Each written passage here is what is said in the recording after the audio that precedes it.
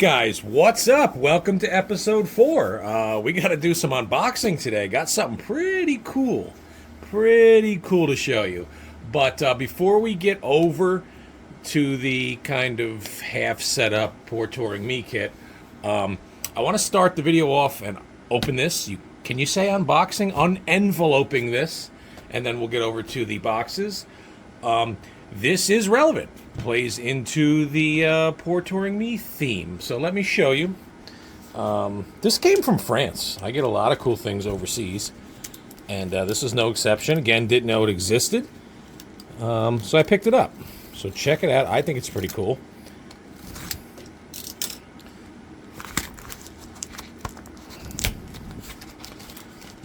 Came all the way from France. Check. This is cool, man.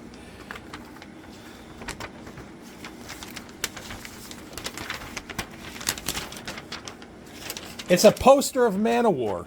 Yeah, not really. Wow, check that out, man. That is one of those big Metal Hammer centerfolds. I think it's like 20 by something. It's not quite a 24 by 36, but that is going to go great in the Poor Touring Me room. You guys know how I like to set up things and how I like to decorate, so I think that plays in perfectly. Yeah, there it is, the Silver Sparkle Metal Hammer. Pretty cool, huh?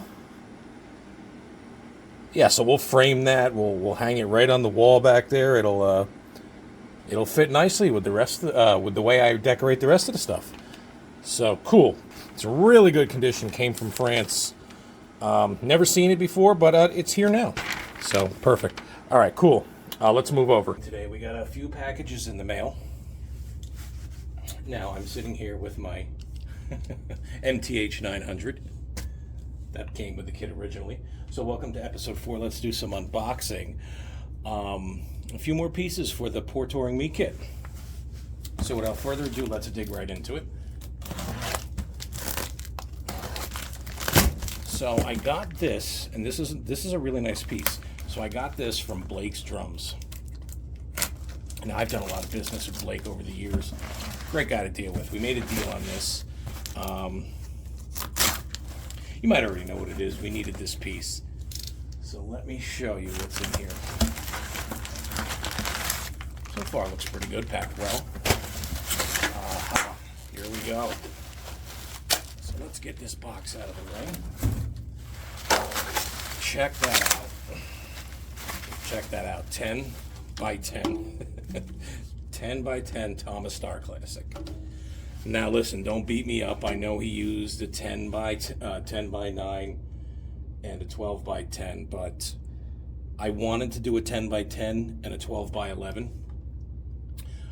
So hear me out. I still play the Wherever May Roam tour kit and Damaged Justice, 12 by 11, 13 by 12, so on and so forth.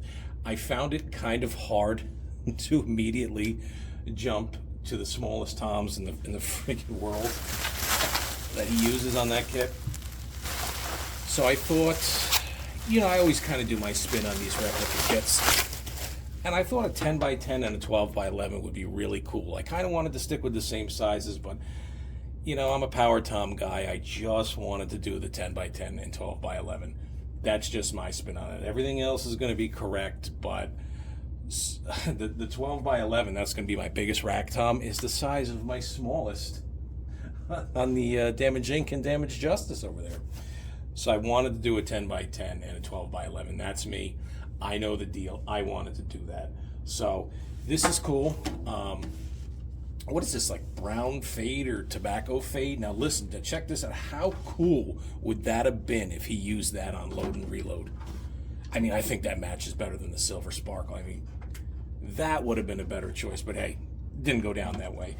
Anyway, so this is a Star Classic Maple. Now, as we discussed in the past, I was always a little confused about the shell makeup with this one. I want to say it's maple. Why wouldn't it be maple? But why does it have the Performer badges on it? Now, the only thing I could think of is because so far, I believe, especially from that floor tom, I believe all these sparkle kits are a wrap.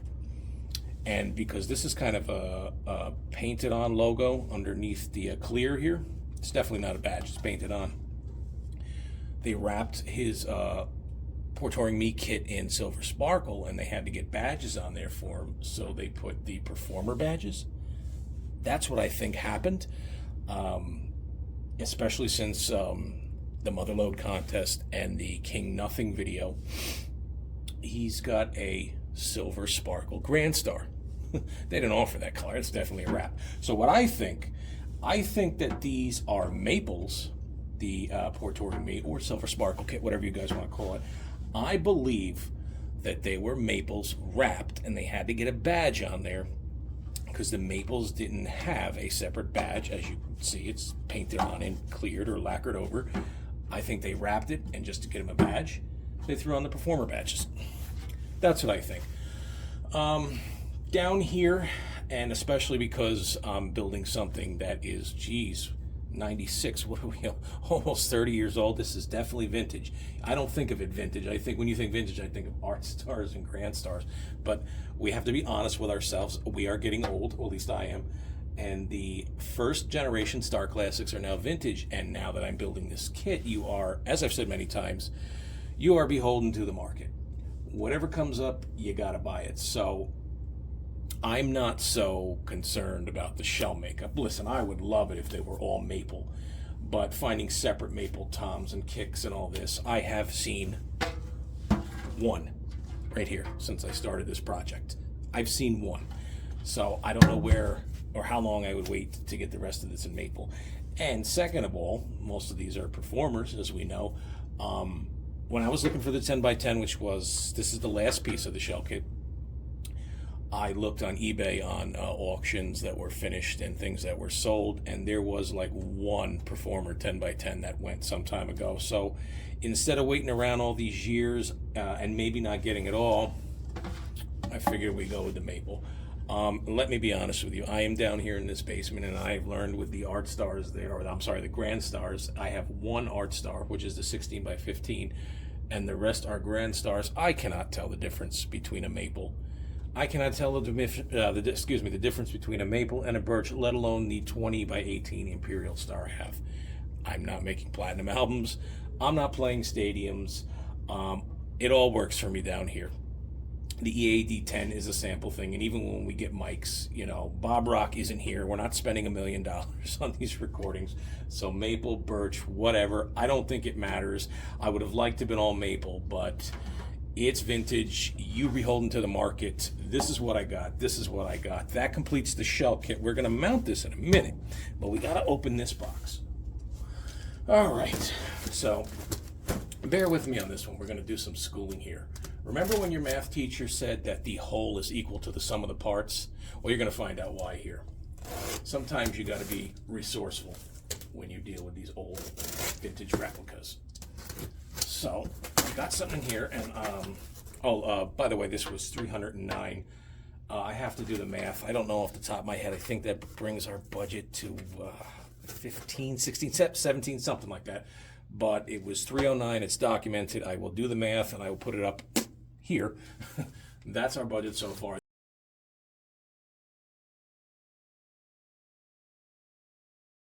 This one here is going to add $100 to our budget. So let's add 100. There you go. The beauty of editing. Still got that new blade. All right, so this was an eBay purchase. This was from Blake. This was an eBay purchase. All right. Packed pretty well. No paper, no garbage to clean up. What do we got here? What a mess. What a mess. Okay.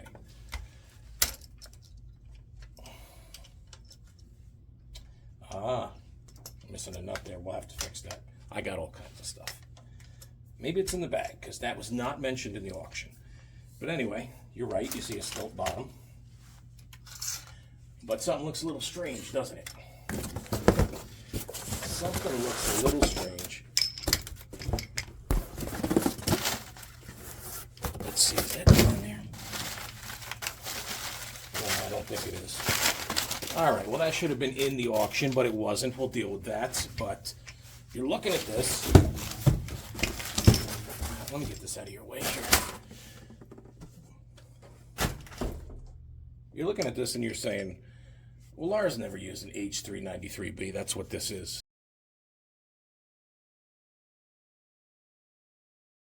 Yeah, Lars never used it. But bear with me here. Let's get this out. I'm working one-handed here. So we got our stilt base from the HC93B. We got our MTH900. Now here's where it gets interesting. Boom. HTW99 stilt tom stand.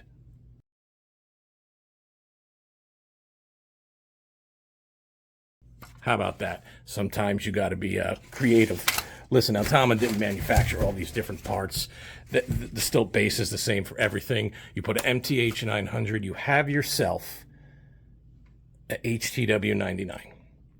And you have it for a really good price. But that's not it. Does that look familiar? What if I went over to this kick drum here? Pretend there's another stilt stand. You know what lives there? The China, that's right. $400. We got the MTH, I'm sorry, the HTW 99, and we got a CA45 arm.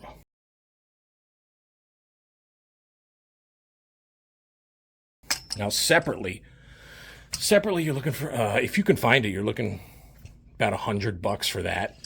And about another 50 to 80 if you can find this. We got them both for $100, so that's pretty cool. Now let's get this over here. I'm gonna try and mount this. Bear with me. I'm holding the camera and doing all this with one hand.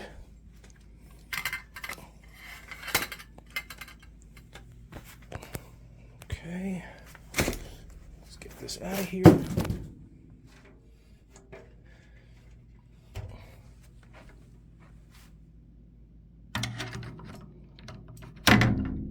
Gotta bring it up a little. Give me a minute.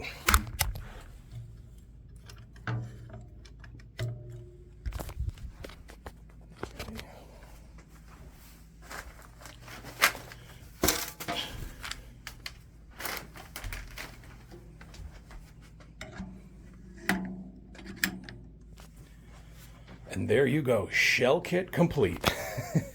Period correct stand. And we got that extra arm here.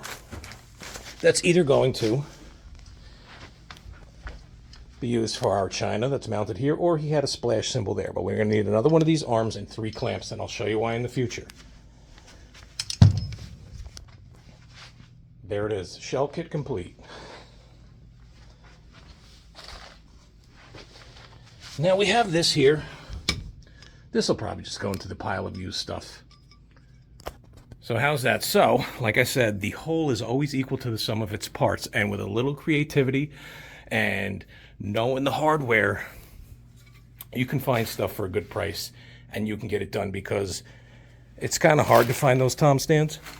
So sometimes you have to build them, and that's what was done here. We have to, I got one of those, so that's no big deal. Stilt, looking good. Looking amazing. Yeah, so I wanted that 10 by 10 and 12 by 11. I think it looks good. Coming from the Power Toms, I think I needed to do it that way. Now I know the M72 Seasons kit, I'm gonna do that period correct. I'm gonna do the right sizes. Those are shallow. It's gonna kind of kill me because I'm looking at these, and these are, I can't believe how small these are. Wait till we get over to that one. But anyway, we got the stilt, we got both toms. The shell kit is done. Pretty cool. So there it is, shell kit complete.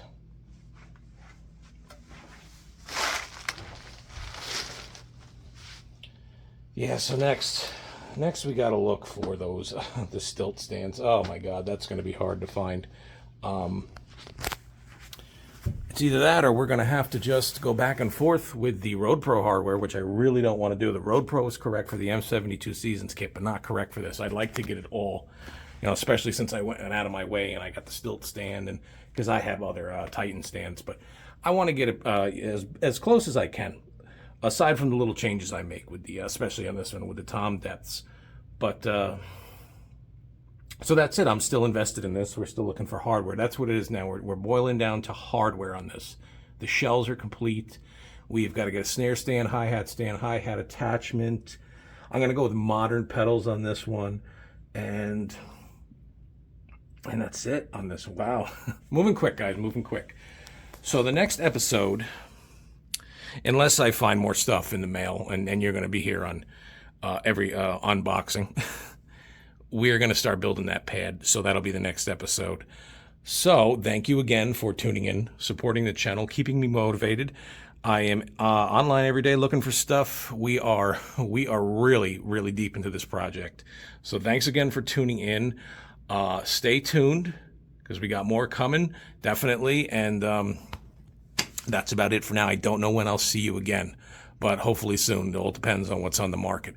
All right, guys. Chris RZ28 signing off. All right, guys. Welcome to the challenge/budget chart, where we keep track of everything we've spent and how it relates to challenge 1, 2, and 3. So for challenge 1, if you've seen my other videos, you know I want to get both shell kits done for under $6,500. For challenge 2, you know I want to get both shell kits and all the hardware for the Poor Touring Me kit finished for $8,658.92, what it would cost you to buy the M72 retail kit with tax. Now for challenge 3, I want to wrap this whole thing up for $15,533.31, what it would take you to replicate the M72 tour kit exactly to spec what he uses on stage. At the conclusion of episode 3, we had calculated we spent $1,265 of our budget up to that point. In this episode, we spent another $309 on a 10x10 rack top, which will apply to all 3 challenges. We also spent $100 on an HC93B, in which we got the stilt bass and the HC45 boom arm. That again will apply to all 3 challenges. We can't forget about the $30 we spent on the poster, which will only apply to challenge 3, because it doesn't affect the shell kit or the hardware. So at this point, we have spent $1,704 out of our budget up to this point. Now remember, the $30 for the poster will not apply to challenge 1 nor challenge 2, as it has nothing to do with challenge 1 in getting both shell kits on the ground, and it has nothing to do with challenge 2 in getting both shell kits on the ground and all the hardware for the Poor Touring Me kit. So thank you for following along, and I'll see you in the next episode.